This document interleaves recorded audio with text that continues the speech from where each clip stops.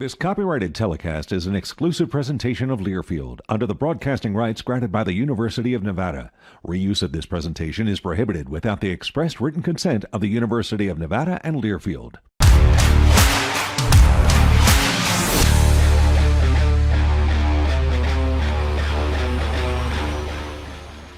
Hey there, friends, and welcome to another installment of Wolfpack All Access presented by Champion Chevrolet. I'm your boy, Mike Stephenson.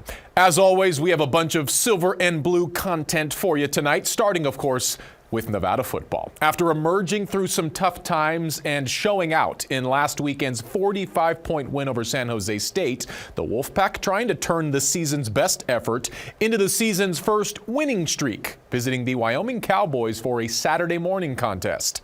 Alex Margulies has our highlights of the Pack and the Pokes, delivered by BTX Logistics. Sellout crowd of almost 30,000 at War Memorial Stadium as former Cowboys legend Josh Allen was in the house to have his jersey retired. The Buffalo Bills star threw for over 5,000 yards between 2016 and 2017. After a scoreless first quarter which saw both teams miss a field goal, Nevada with a huge play on special teams thanks to freshman punter Bailey Eldridge. Takes the fake punt from near the goal line out to about the 30. A late hit would give Nevada even better field position, and they would capitalize. Pack would get inside the 10, and on third down, freshman Carter Jones hits his tight end, Jet Carpenter. Nevada takes a 7-0 lead into halftime. Third quarter, and Nevada looking to add on to their advantage. Joe McFadden connects from 41 yards out. Nevada goes on top 10-0. Pack would continue to cruise until a big turnover late in the third as Jones coughs up the football. Wyoming with great field position takes advantage and gets their lone touchdown of the day on a pass from Caden Anderson to Evan Svoboda. It's 10-7. Nevada would add a second McFadden field goal to make it 13-7 and would hold that lead deep into the fourth quarter.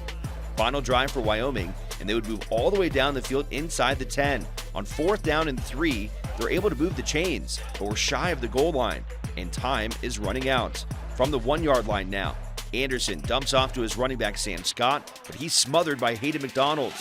Cowboys rush to get one more play off, and maybe they did, maybe they didn't. But either way, Bryson Snelling is there to defend the end zone. Nevada survives a heart-pounding win, 13-7. Coming up later on tonight's Wolfpack All Access, Joey Thomas will soon be balancing coaching and dad duties with a future Wolfpack product. The father-son connection soon to be on Nevada's sidelines. Plus, both Nevada basketball teams returning to Lawler for some home cooking, how the Pack men and women fared in their latest early season tilts. But first things first, our weekly sit-down with Jeff Choate after Nevada's game in Laramie. That's coming up next.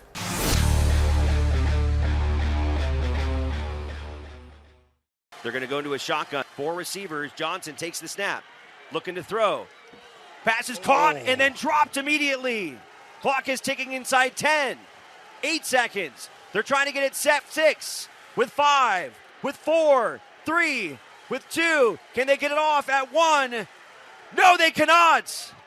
No, they cannot get it off. They continue the play anyways, but Nevada wins. The Wolfpack storm the fields. The Wolfpack survive here in Laramie.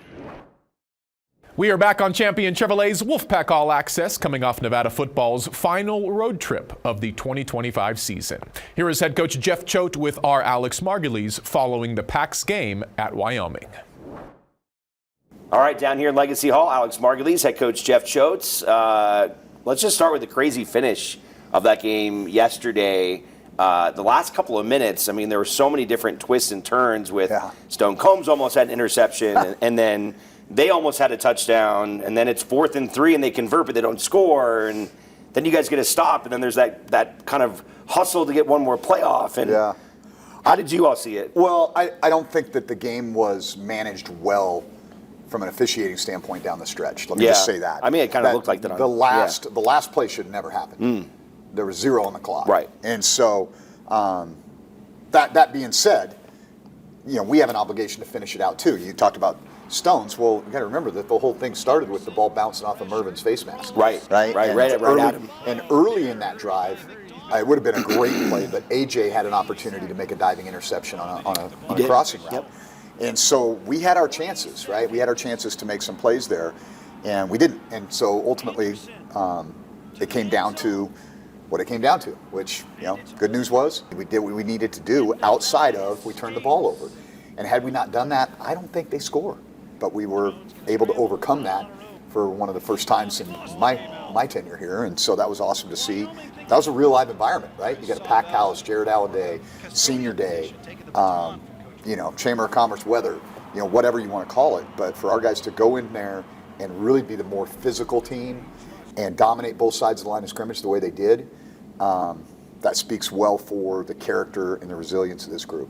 If all things were equal, the game was going to come down to the trenches. Yeah. It was going to come down to the run game. You guys ran for over 200 yards, and up front on defense, you guys held them to under 3 yards a clip. How important was that in the end that you guys were able to be the better team running the football and be able to stop their run game? Yeah, well, I think that allowed us to do the other thing that we needed to do, which was win time of possession. Right. And I think we had almost 10 minutes more time of possession than they did.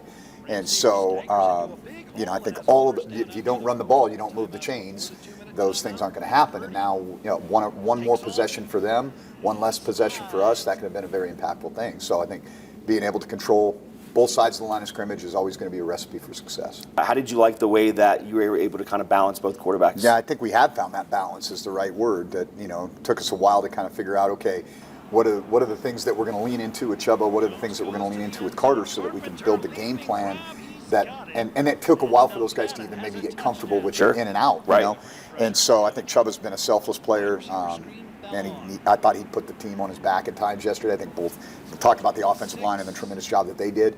Our tight ends are pretty dominant at the line of scrimmage too, and Jet and Jace Henry, and then Caleb obviously had another really, really good day. But I think the chunk plays that we were able to get, the first downs that kind of moved the sticks stuff that Chubba did was really impactful.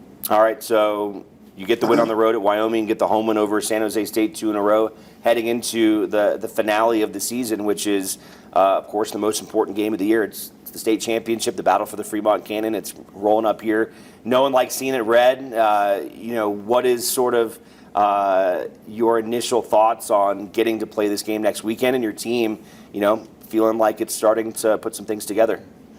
Yeah, I'm excited. I mean, I think we've got to kind of treat this like a bowl game for us, and really enjoy this week and go put a great plan together and compete our tails off. Hopefully we'll get a little bit of snow on Saturday night in Mackey, and that'd be awesome.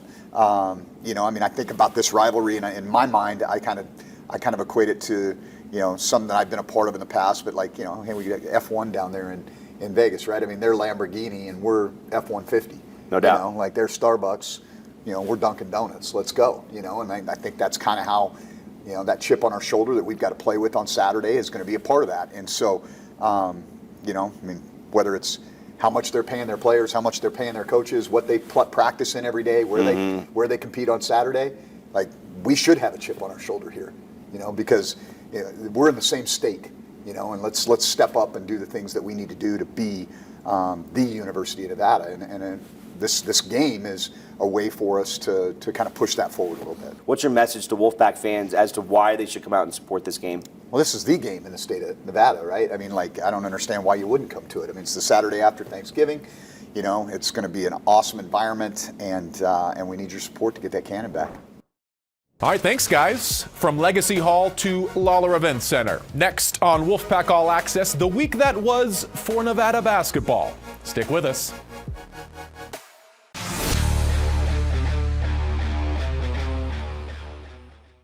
Wolfpack All Access, presented by Champion Chevrolet, resumes. I'm Mike Stephenson. After suffering their first setback of the young season in their first road game at Santa Clara, this week the Nevada men's basketball team returned to Lawler Event Center with two bounce-back opportunities. First, Tuesday's tussle with UC Davis, a game on paper that appeared to be a real get-right opportunity for the Wolfpack as double-digit favorites.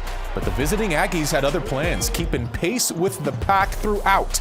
It was tied at halftime, and Nevada could not extend a second-half lead to more than 4 points before an ill-timed drought doomed Nevada. The pack went nearly 6 minutes of the game's final 7 minutes without a field goal allowing the Aggies to create a 5-point advantage, one Nevada could not overcome in the game's waning moments, missing a crucial free throw and a last chance three-pointer.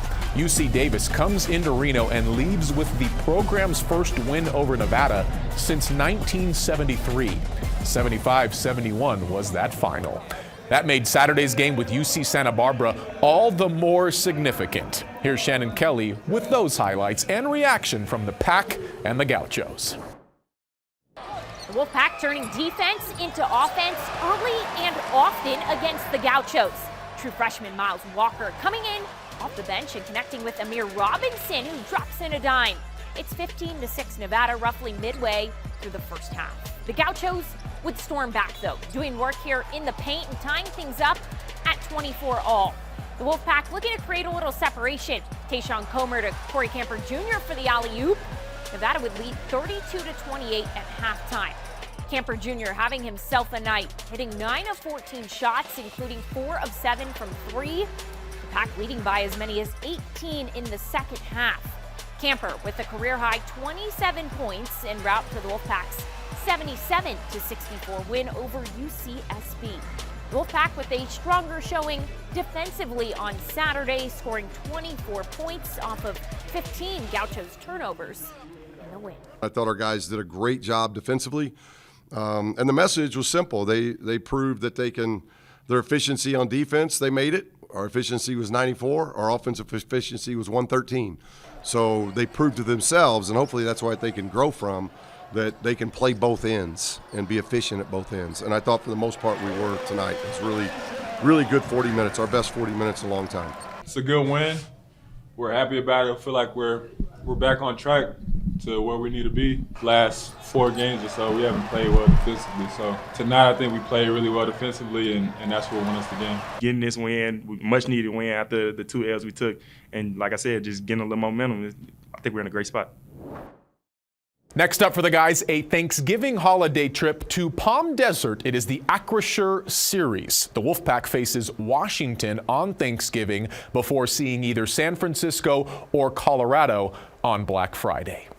Nevada's women playing just one game this week, snagging a Friday win at home over Alabama A&M. Amanda Levin's team is back inside Lawler for a Monday night contest with Utah Valley. Still ahead, there will soon be a family affair on the Nevada football team. We feature the Pack coach and son set to join forces in 2026. But first, here is Chris Murray with This Week in Wolfpack History, presented by Bradley Drendel and Janae. For longtime Nevada football fans, the Day of the Hawk marks one of Mackey Stadium's most memorable moments.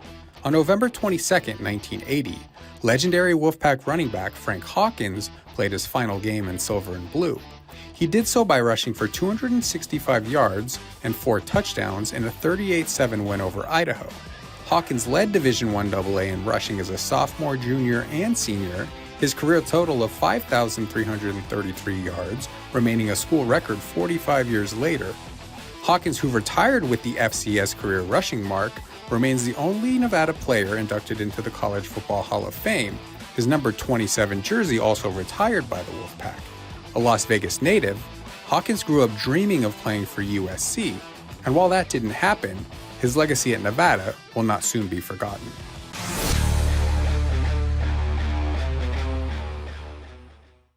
I'm Carolyn Glover with the Nevada softball team, and I'll be answering 5 questions. I just like that it's an underrated position. Not a lot of people appreciate it unless they're watching it, so I think that's pretty cool. I think that would be pretty awesome considering it's something you grow up dreaming of, and I would love to be able to do it with my hometown team and with these coaches. Just trips. My family normally does trips, so I would say a Christmas present was when my dad's sister and I went to Park City, Utah for a ski trip.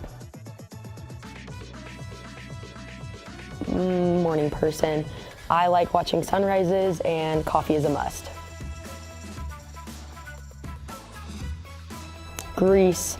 I'm a Greek mythology geek.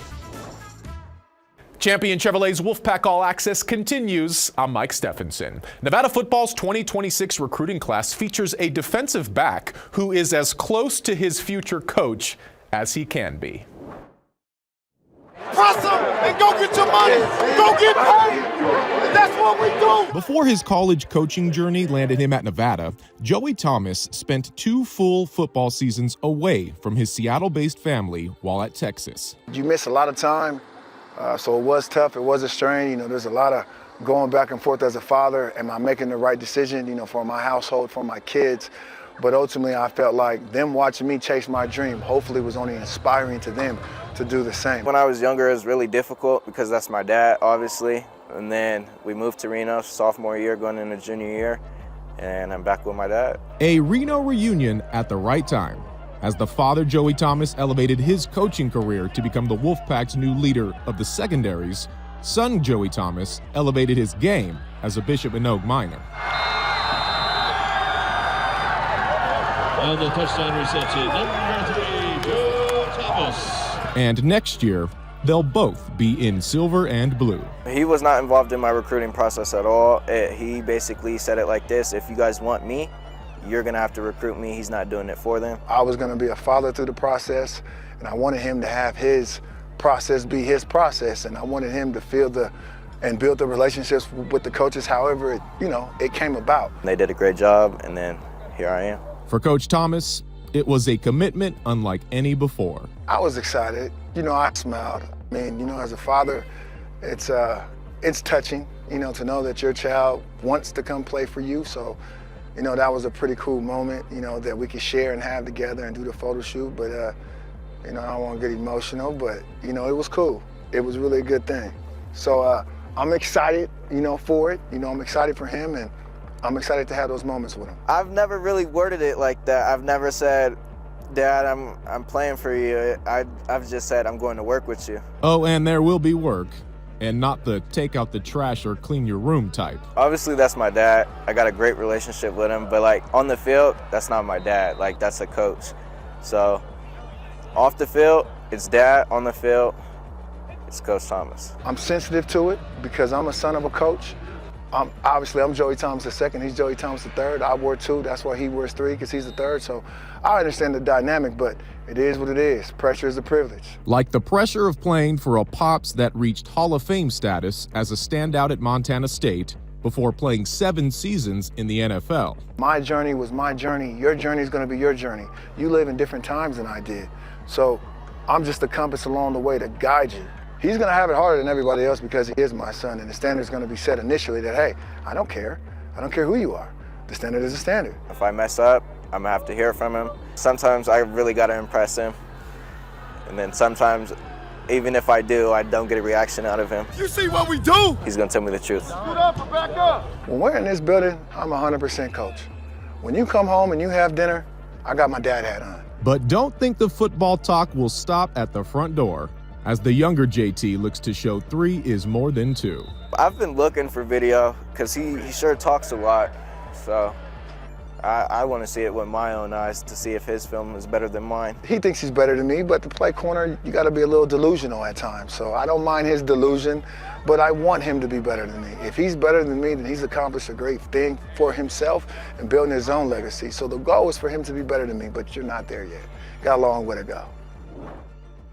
All right, we're almost done. Coming up next, a look around the rest of Wolfpack land, including big efforts for swim and dive. Stay tuned.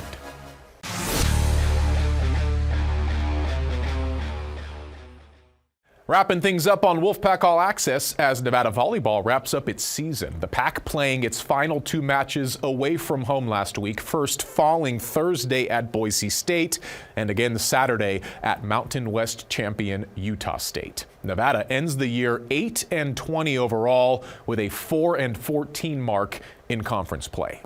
Meanwhile, swim and dive taking its show to Houston for the Phil Hansel Invitational, and boy, there was a lot to brag about for the silver and blue. No accomplishment more impressive than Scarlett Ferris resetting her school record in the 50 freestyle and the Mountain West record in the 100 backstroke. Standout diver Bailey Hadra also swept the 1 and 3 meter diving events, and they weren't Nevada's only winners. To see the full results, head over to NevadaWolfpack.com. And finally, a few notes from the university and an extra incentive to show up early for Saturday's Battle for the Fremont Cannon. The first 5,000 fans will receive scarves presented by America First Credit Union. Kickoff between the Wolfpack and the Rebels is set for 6 o'clock Saturday. Meanwhile, men's basketball wants to spend the holiday with you at the Acrisure Series in Palm Desert. There are tickets available for the Pack's Thanksgiving Day game with Washington and Black Friday's battle with either San Francisco or Colorado. And the 36-hour Back the Pack online auction will take place starting Friday. Look for exclusive experiences, memorabilia, and more. For all of the above, head over to NevadaWolfpack.com. That's all, folks. Thanks for kicking it for another week on Wolfpack All Access, presented by Champion Chevrolet. I'm Mike Stephenson saying, so long, friends. This has been an exclusive presentation from Learfield.